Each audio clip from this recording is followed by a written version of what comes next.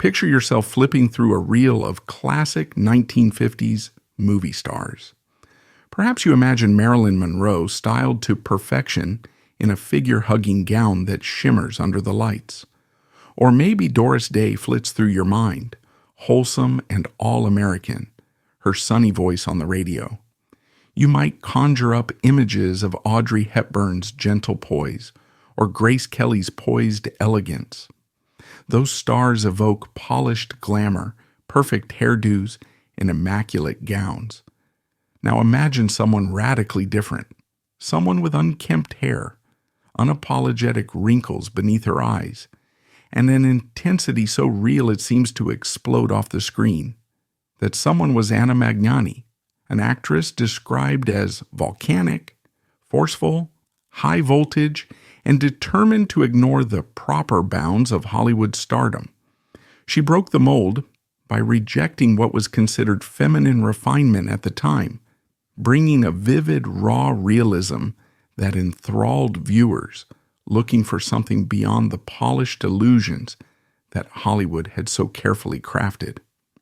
In 1956, she became the very first Italian actress to win the Academy Award for Best Actress, courtesy of her performance in The Rose Tattoo, a role that spelled out just how far from conventional Hollywood ideals she was willing to venture. Her name might not be the first that arises when people think of 1950s icons, but to critics, filmmakers, and anyone who has followed the evolution of great acting, Magnani stands as one of the towering talents of the modern age. To get the full picture, it helps to revisit the aftermath of World War II in Europe. Those post-war years were a time of damage control, rebuilding and soul-searching for entire nations. The war had brought Europe to its knees, leaving once glamorous cities in rubble and despair. It wasn't just the architecture and local economies that needed repair. The film industry also had to piece itself back together. During the war, foreign films were largely absent from American theaters as global distribution collapsed under political tensions and practical difficulties. When peace finally arrived, curiosity about international film flared anew. By 1947, U.S. studios and theaters embraced an import boom, screening foreign films in major cities to reacquaint curious American audiences with cinematic voices from around the globe. In this influx, Roberto Rossellini's Rome, Open City, became a symbol of the new Italian neorealism, an artistic movement that refused to indulge in the sentimentality and polish so typical of Hollywood. Rome, Open City follows the Italian resistance in Nazi-occupied Rome, revealing with harsh clarity how ordinary people fought for survival. This commitment to the gritty realities of working-class life was a stark contrast to the escapist musicals, screwball comedies, and glossy dramas that had dominated American screens. Shot on the city's war-ravaged streets, featuring a mix of professional actors and locales, the film barely concerned itself with sets, stage lights, or elaborate costumes. The underlying philosophy was that life was dramatic enough. Why sweeten it artificially? Among the professionals in Rome, Open City was Anna Magnani, portraying a character named Pina. In one of the film's most heart-stopping moments, Pina sees her fiancé arrested and hurled into a military truck. In a furious sprint, she bursts past Nazi soldiers, tears streaming, her voice raw with anger and horror as she tries to save the man she loves. Unlike many actresses of her time, Magnani charged into the scene with startling ferocity. Her hair was not carefully arranged. Her face was not shielded by glamorous lighting. Her agony felt authentic. She ran with wild abandon, screaming at the top of her lungs, and the camera followed her every ragged breath. For American audiences used to controlled tears and a neatly choreographed sense of peril, this feral display of grief was revolutionary. Critics were just as thunderstruck as the viewing public. Bosley Crowther of the New York Times raved about the film's unvarnished depiction of war, calling it one of the strongest cinematic documents to emerge in the immediate post-war era. Magnani, almost unknown to Americans before, suddenly had their full attention. She was a shock to the system, a figure who didn't bother with soft edges or sly flirtation. She displayed the unfiltered truth of suffering. In an industry that had for decades often featured women as either docile beauties or comedic sidekicks, here was a performer who roared like a lioness protecting her cubs.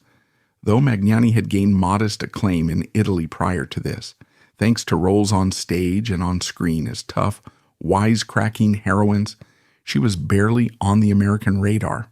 But even one film was enough to open eyes. She became an overnight emblem of cinematic authenticity. As one scholar put it, Magnani was the antidote to everything that Hollywood had manufactured in its quest for glamour. Here was an actress whose dark under-eye circles only made her appear more human, whose unstyled hair carried a certain pride. She wasn't just an actress, but an honest reflection of reality. This absence of glamour particularly puzzled the American press.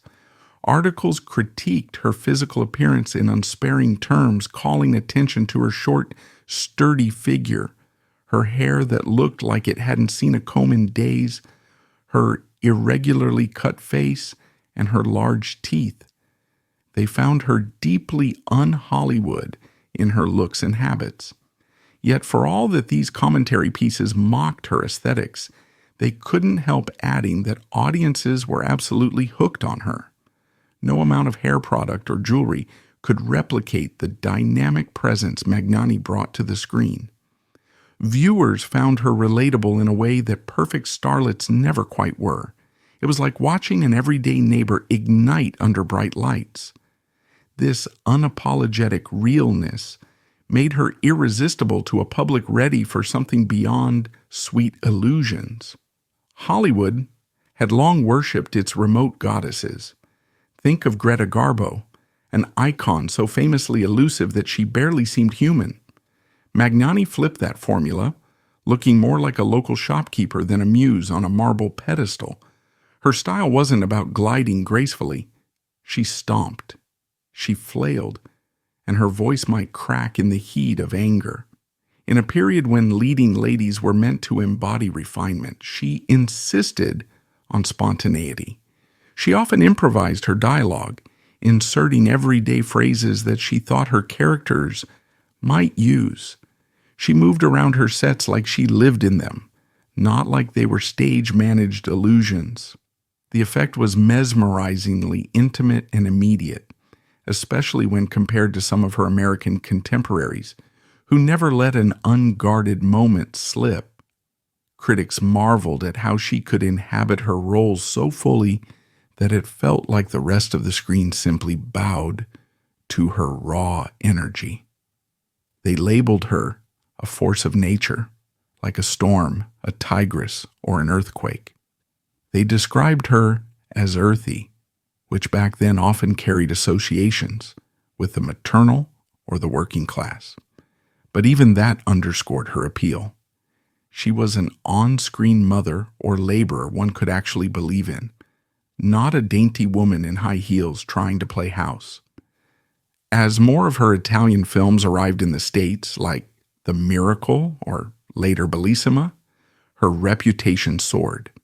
Foreign film had gained traction, and American film buffs, hungry for global artistry, discovered Magnani's performances in dedicated theaters that screened works from Europe. Critics kept calling her one of the greatest actresses of her generation, while mainstream audiences gradually learned to pronounce her name. Roberto Rossellini, who had directed her in Rome Open City, became involved with Ingrid Bergman. Bergman was already a beloved star in America, but her affair with a married man, Rossellini, sparked a national scandal. Magnani, who had been romantically attached to Rossellini before Bergman entered the picture, found herself portrayed in the tabloids as the jilted lover. At a time when the American public was quick to moralize, Ingrid Bergman was lambasted for betraying conventional values, while Magnani attracted sympathy for having been abandoned. Though she was hurt by Rossellini's infidelity, the incident ironically boosted her fame as the press latched onto the woman-wronged angle. Hollywood's major players soon recognized that Magnani's brand of acting wasn't just an acquired taste, it could pack theaters. Enter playwright Tennessee Williams, one of America's foremost dramatists. At this point, Magnani had traveled to the U.S. more frequently, schmoozed at parties, and gained the admiration of the cultural elite. Williams, entranced by her passionate style, wrote The Rose Tattoo with her specifically in mind. The story follows Serafina Delle Rose, an Italian immigrant in the U.S. who, after her husband's sudden death, sinks into self-imposed isolation. She's grief-stricken to an almost epic degree, refusing to leave her house, her obsession with his memory crowding out any possibility of new joys. When The Rose Tattoo debuted on Broadway, Magnani initially refused the role, worried that her English wasn't yet strong enough for the stage. She dreaded embarrassing herself. But after she tested her comfort with English on a film called The Golden Coach, directed by Jean Renoir, she finally agreed to take on Serafina in the film version of The Rose Tattoo, which premiered in 1955. It was a momentous occasion for both Hollywood and Magnani herself. An actress so associated with gritty Italian realism was going to headline an American production. She didn't disappoint. Viewers saw the same emotional honesty that had defined her performances in Rome, Open City. Serafina is introduced as a proud but suffocatingly devoted wife who worships her husband's memory to the point of near delusion.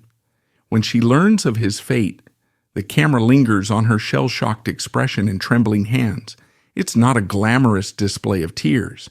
Instead, it's raw heartbreak on the edge of rage. Later, as she grapples with the realization that he wasn't the saint she believed him to be, she channels the hurt and disillusionment into an almost dangerous frustration.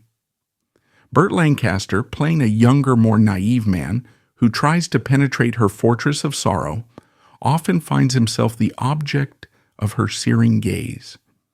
Her unapologetic hunger, both emotional and physical, upended the 1950s model of the demure housewife.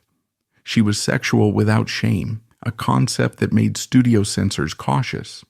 But The Rose Tattoo largely preserved Tennessee Williams's themes and found a sweet spot between mainstream accessibility and Magnani's blazing authenticity. Industry insiders placed heavy bets on Magnani for the Academy Award for Best Actress. An aura of inevitability surrounded her nomination, partly because no one else on screen looked or acted like her. As one journalist said, even if some viewers left the theater uncertain about the storyline's appeal, they would be buzzing about Magnani's uncontainable presence. The actress's name appeared in the same Oscar category with luminaries like Katharine Hepburn, Jennifer Jones, Eleanor Parker, and Susan Hayward, women who were each well known in their own right. Yet even among these familiar icons, Magnani stood out for her fierce realism. Susan Hayward, for instance, was also a major contender that year, having garnered acclaim for playing a troubled actress battling alcoholism in I'll Cry Tomorrow. Eleanor Parker portrayed an opera singer, Marjorie Lawrence, in Interrupted Melody. Jennifer Jones starred in Love is a Many-Splendored Thing, though that film came with major controversies around whitewashing an Asian character. Katharine Hepburn was the legendary star of Summertime, directed by David Lean, playing a spinster who awakens to love on a trip to Venice.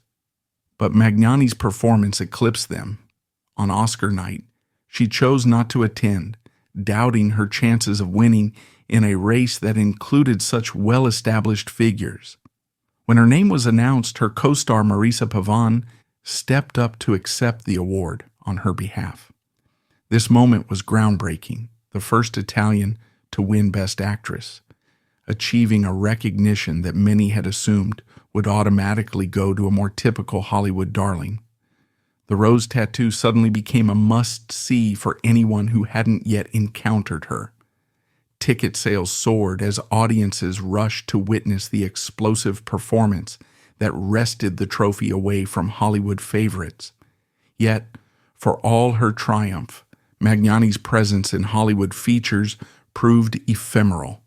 She earned another Academy Award nomination in 1958 for Wild is the Wind, but as the film industry barreled forward and into the 1960s, new Italian stars like Sophia Loren and Gina Lollobrigida captured mainstream fantasies of Italian beauty. In contrast to Magnani's gritty truthfulness, Loren and Lollobrigida fit the established tropes of Mediterranean sensuality, exotic, but in a manageable, glamorous way that the American market had no problem absorbing. Magnani was never one to bend to prevailing trends.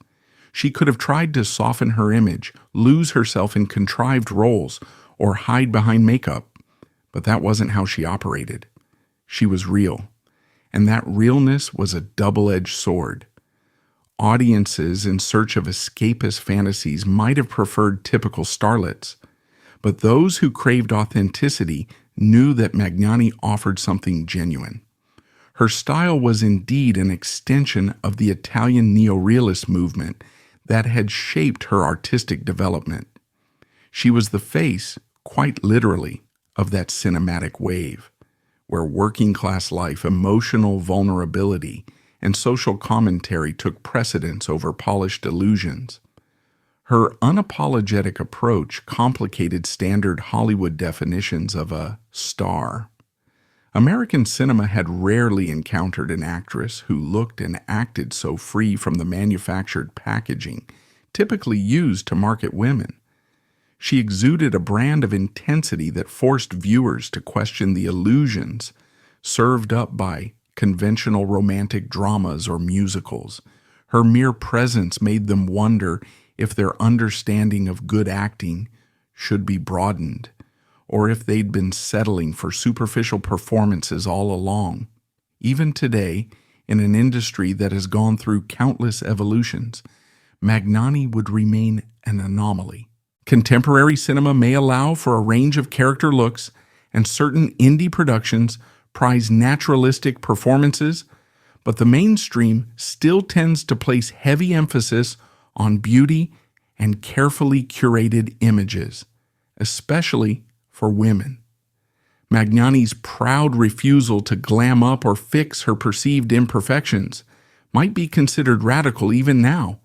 Her permanent place in the Academy's Best Actress pantheon reminds us that the Oscar for female performance can honor raw truth just as easily as it can celebrate flamboyant showmanship. She was a pioneer in staking a claim for women with lines on their faces, unstyled hair, and raw hearts worn openly on their sleeves. In time, her influence has seeped into the cinematic language of countless actors who believe in improvisation, emotional directness, and a certain willingness to be ugly on camera if the story demands it. Think of the unguarded authenticity in Jane Fonda's chilling scenes in Clute, or Gina Rowlands' intense near-documentary style in her collaborations with John Cassavetes. Both seem to echo Magnani's fearless approach. They were, in their own ways, heirs to her legacy of wearing their souls on the screen, unconstrained by the fear of looking foolish or unflattering.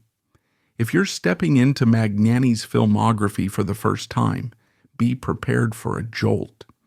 In her best-known roles, like Rome, Open City, The Miracle, The Rose Tattoo, and Bellissima, she can be comedic, tragic, enraged, and affectionate in the span of a single scene.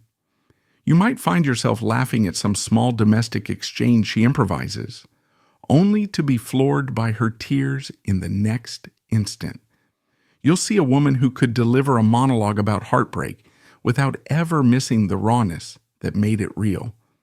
You'll see an industry figure who didn't shy away from her deep lines, her rough edges, and her primal screams. Even while she gave interviews, did promotional tours, and mingled with ambassadors and ambassadors' wives, she always seemed an outsider to the glossy system of publicity that shaped so many other stars. The press, fascinated by her frankness, often found themselves grappling with how to interpret it. Was it a publicity stunt? Was it purely genuine? With Magnani, you got the sense that the real woman on a talk show couch wasn't that different from the woman weeping on screen. This line blurring between the performer and her characters was both mesmerizing and unsettling for an American entertainment industry used to well-choreographed illusions. Another dimension to her presence in American film history involves the role of women and older women in particular. Magnani was nearly 50 when she accepted her Oscar for The Rose Tattoo, at a time when leading roles for actresses of that age were scarce. Most studios were reluctant to place a middle-aged actress at the center of a romantic or passionate story, because conventional wisdom insisted that youth sold better. Yet Magnani's triumph forced audiences to question whether maturity couldn't also be captivating. She had undeniably aged on screen, yet her magnetism was only enhanced by it. She showed that older women could be both strong and sensual, unashamed and compelling. One of her lesser remarked achievements is how she paved the way for a certain type of complex, layered female protagonist. Even though many of her storylines, especially in American films, still revolved around romance, widowhood, or motherhood, her characters were anything but one note. She portrayed anger, mourning, passion, delight, and comedic embarrassment with equal sincerity. This trait might seem normal now, when audiences expect multi-dimensional women on screen, but in the rigid 1950s, that range was astonishing. Typically, an actress was either a mother or a siren, a comedian or a saint, not a messy combination of all. Magnani gleefully destroyed those boundaries. To watch her navigate a scene in The Rose Tattoo is to witness an actress who has made a thorough study of bodily expressions. Notice the way she stands, shoulders hunched, arms crossed protectively, as though she's bracing herself against the next blow of fate. Then watch as she loosens up in the presence of Burt Lancaster's character, arms starting to move freely, her face lighting up with a strange mixture of reluctant excitement and shame over her own desire. It's a choreography of emotion that's more convincing than any method acting workshop could teach. The camera often lingers on her face in close-up, capturing the smallest flicker of panic or relief in her eyes. She doesn't hide from that scrutiny. She allows the camera to record every quiver of her lips. It's interesting to compare her fate to Ingrid Bergman's. Bergman was also European, also famed for a certain raw sincerity, but Bergman's brand was still anchored in a cultivated radiance. The American public loved her until her personal life exposed her as a flawed human, at which point the scandal was so intense that she was practically ostracized until her triumphant return years later. By contrast, Magnani appeared flawed from the start, both personally and physically. She wore those flaws proudly. If Ingrid Bergman's journey in America was initially about projecting an angelic face onto mainstream screens, Magnani's was about revealing the raw, sometimes inconvenient face of life.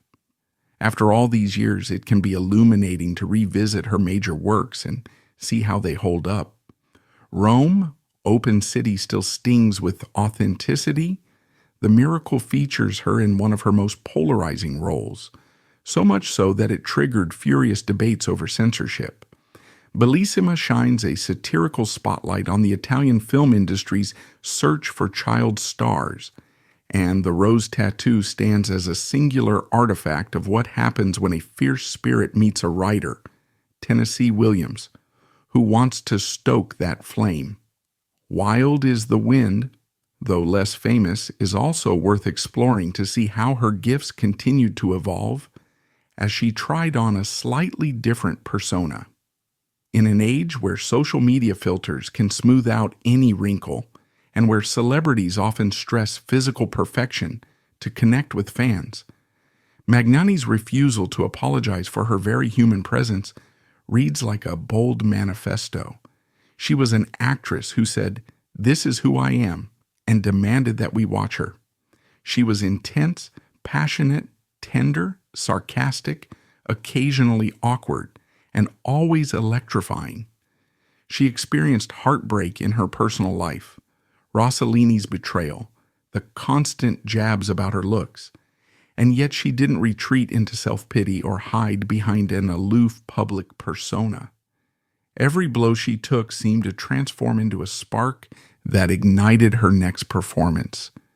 Look back at the moment she stands on that set of The Rose Tattoo, costumed as a grieving widow, black hair a tangled mess, eyes swimming with tears. She's seething with resentment she can't fully express, brimming with a desire for something beyond her little house and the memory of her unfaithful husband.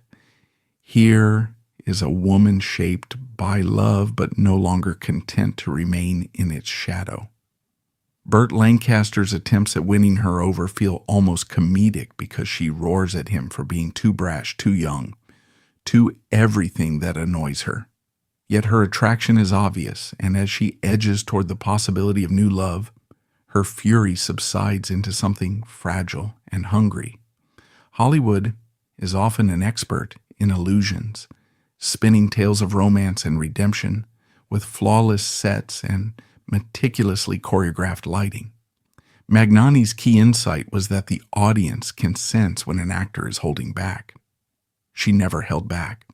Sure, she reaped the adoration of critics, but she also weathered the rejection of some audiences who wanted their female leads to be docile or their comedic relief to be cutely polished.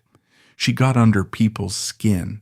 She made them confront the messy parts of humanity. If she had become a lesser star in terms of popularity, she was and still is a giant in terms of artistic legacy.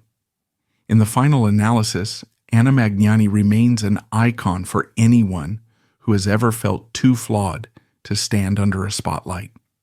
She is proof that the real substance of a performance lies in what the performer dares to reveal, not in how perfectly they might match a classic mold. When you've had your fill of the perfectly packaged stars, come back to Magnani, the actress who laid her heart bare and changed Hollywood's notion of excellence along the way. Then keep exploring because the world of film is full of surprises, especially when we embrace the authenticity that Magnani so fearlessly embodied. Who knows? Maybe her spirit will spark a new discovery in your next viewing session and keep you coming back for more stories that shake you awake. After all, that's what truly great cinema is all about.